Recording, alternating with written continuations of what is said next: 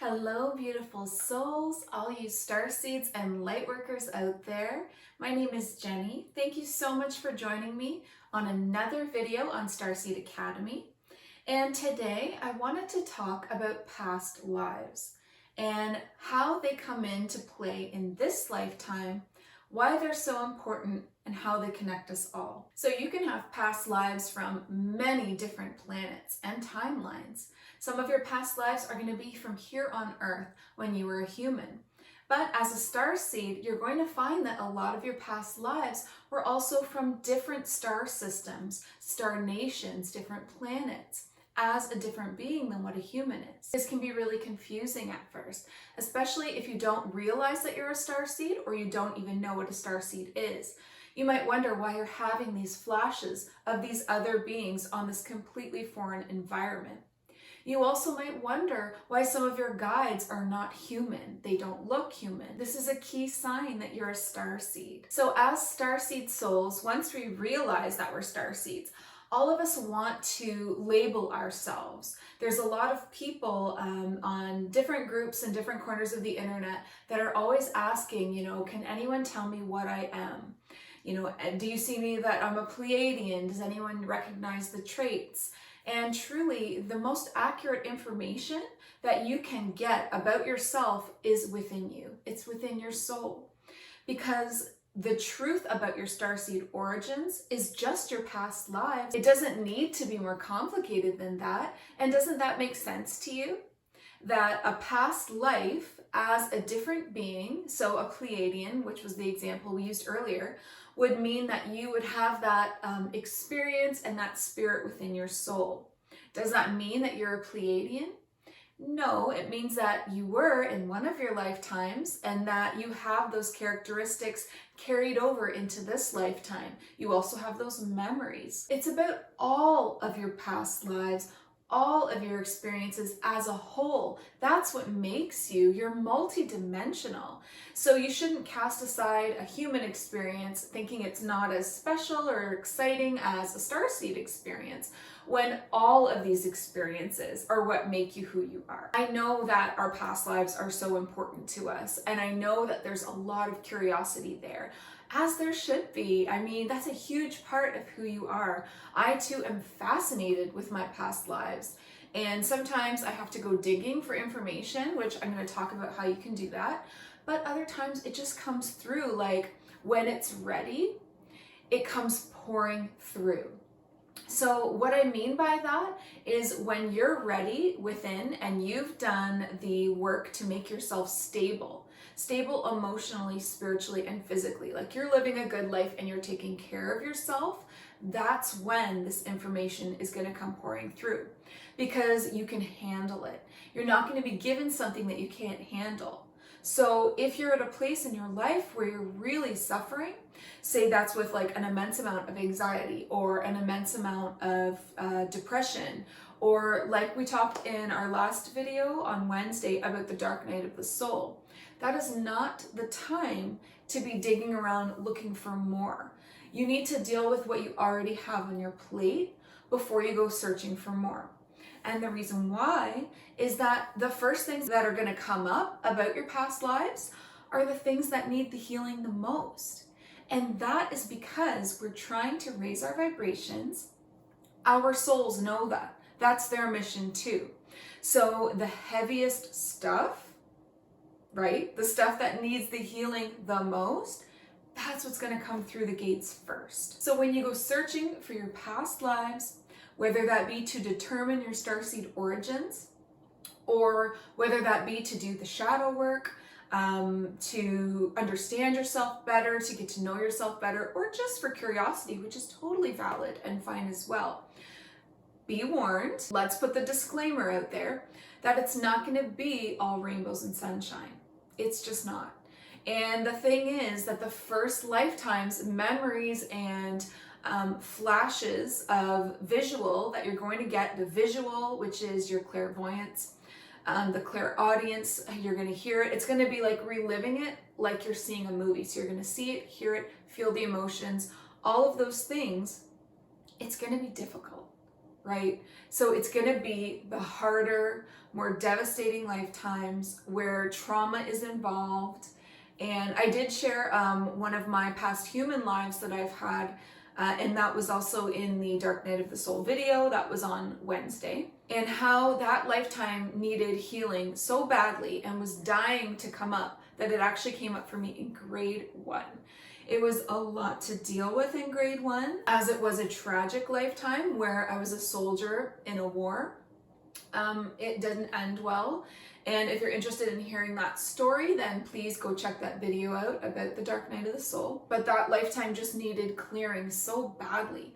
It needed healing so badly. And that side of myself, that character, his name was James, that I was in that lifetime, needed to be recognized, acknowledged, heard, healed.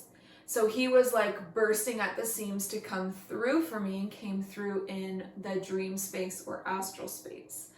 And so that's what it's going to feel like. It's going to feel like you're getting to know this side of yourself that you've never met before. It's going to be like getting to know a friend, or much like the feeling of when you're communicating with your inner child. You're going to feel a lot of sympathy and compassion for that person that you used to be. That makes it that much more difficult because you're so connected to that person. They're precious to you. You're protective of them. You want to stop those things from happening to them. It's hard to rewatch.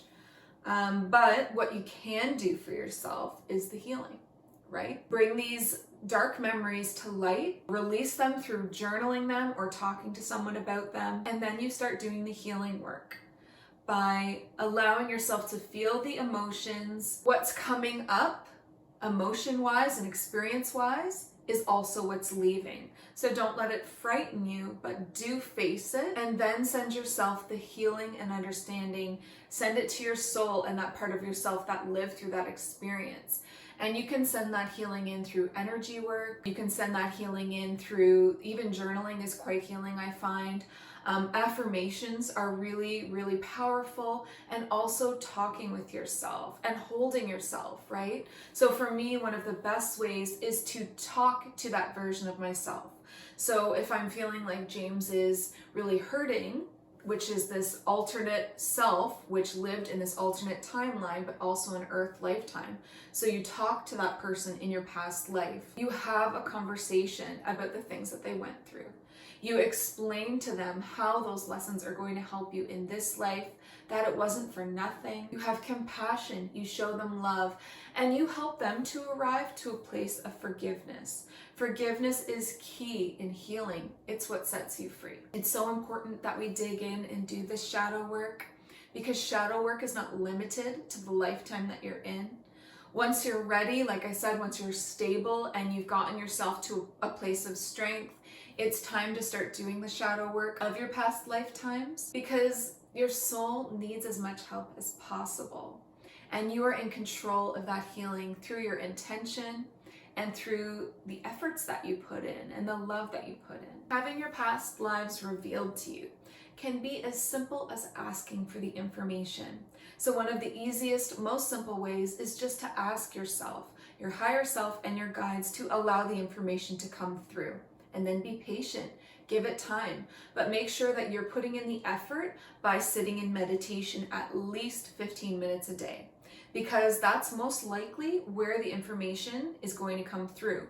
It can't come through when your mind is too busy. You really need to be in that calm space, that quiet, peaceful space in your mind to allow the stories to play out. And another great time for a past life to come through is in the dream space. So in the astral realms and in the dream space when you're sleeping. So these meditations are very effective when done right before bed. So give yourself 15 minutes to sit in meditation and set the intention. Ask your higher self and your guides to send the past lives through to you. The past lives that are most in need of healing, or the past lives that are most important for you at this point in your life to see and realize and feel.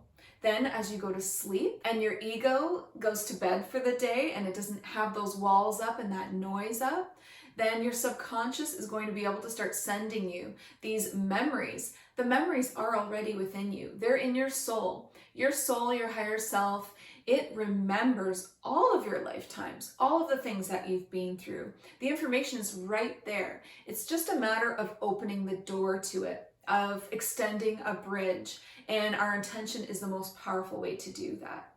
Another fantastic way to access your past lives is through chakra work. So above your crown chakra is your soul star chakra. It's one more up from that. And your soul star chakra is the seat of your soul. And it's where your past life memories reside. It's your access to your Akashic records. And your Akashic records are where all of the records are kept of every lifetime that you've lived. And you have the right to access this information. It's yours.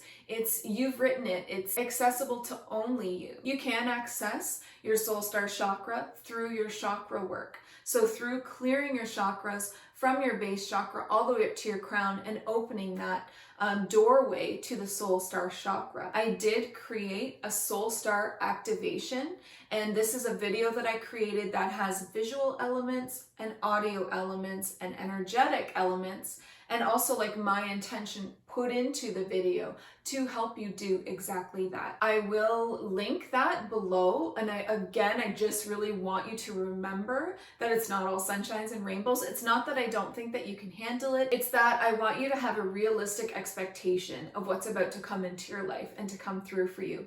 And I want you to prepare yourself for that. With love and healing, like ready to go. So if you're ready to access your past lives, please check out the Soul Star Chakra, which is an activation that I've created, and it's linked below. I actually used this Soul Star Chakra activation that I created myself. And what I'll do is I will watch it first. So the first time I'll put it on and I'll eyes open, watch it all the way through. And then I'll play it again while I'm lying down with my eyes closed. So I'll set the scene with the dim lights, and I'll lay down in a meditative state, and I'll play it a second time, and I will allow those sounds and messages to seep into my subconscious. And then at that point, it's gonna be like 24 to 48 hours roughly, where these past life memories are going to start to flow. Sometimes it happens right away, especially if you've done the work before. So if you're actively working with the doorway between your crown chakra and your soul star chakra, then it's going to be pretty free flowing right away. But if it's the first time that you're accessing that chakra or doing energy work in that chakra, you do need to be patient and give it time to flow. Give the information time to flow, because essentially you're opening this door that you've never opened before. And so there's not going to be that bridge or that flow of information just instantaneously. So be patient, but continue to do your at least 15 minutes of meditation before bed, like minimum. You can obviously do longer, and then you can expect to see either during that meditation time or in your dream space that these memories are going to start to flow for you. If it's a particularly traumatic lifetime, it's going to come through all at once, like that movie experience that I was talking about where it replays like a movie and it kind of just dumps down on you.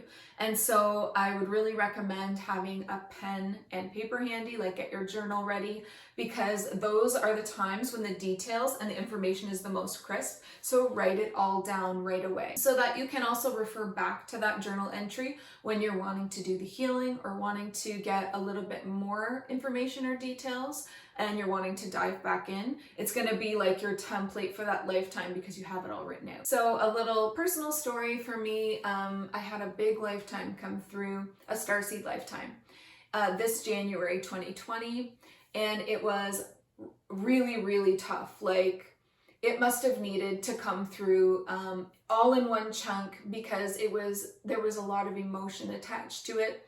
I felt all of those emotions again when it came through. Like, I felt devastated because that lifetime was all about loss. I lost so much. And I do want to share it. And the reason why I want to share that lifetime is because I want you to know what kinds of stories you can expect. I also just want to get some of the Starseed history information out there. So this was an Orion lifetime, and there's a lot of history to the Orion star nation. And it has a lot to do with wars and service to self versus service to others. And there was a lot of efforts made to create alliances that failed. There are a lot of key players involved, such as reptilians.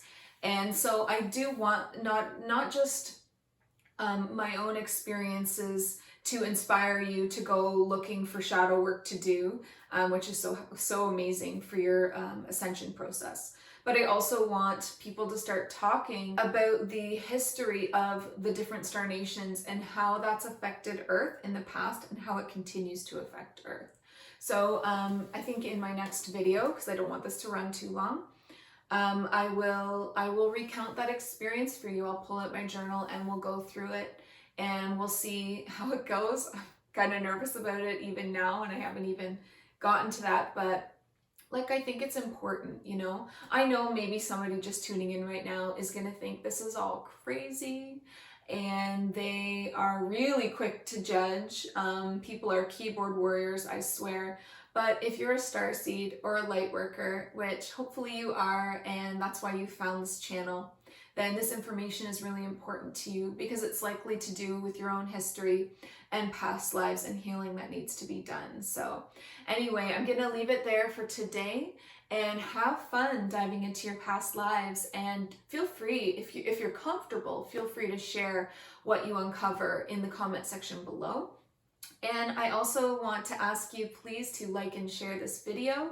There are a lot of starseeds and lightworkers searching right now. They're seeking their own information, their own past lives, their origins. So by you liking and sharing the video, it helps get the information to them. Please also subscribe for new videos every Sunday, Monday, Wednesday here on YouTube. If you're looking for daily content, check me out on Facebook and Instagram. I'll put the links down below. And as always, I want you to remember to listen to your heart, to the quiet voice within, because you are so much more than the body you are in. Have a great day. Bye.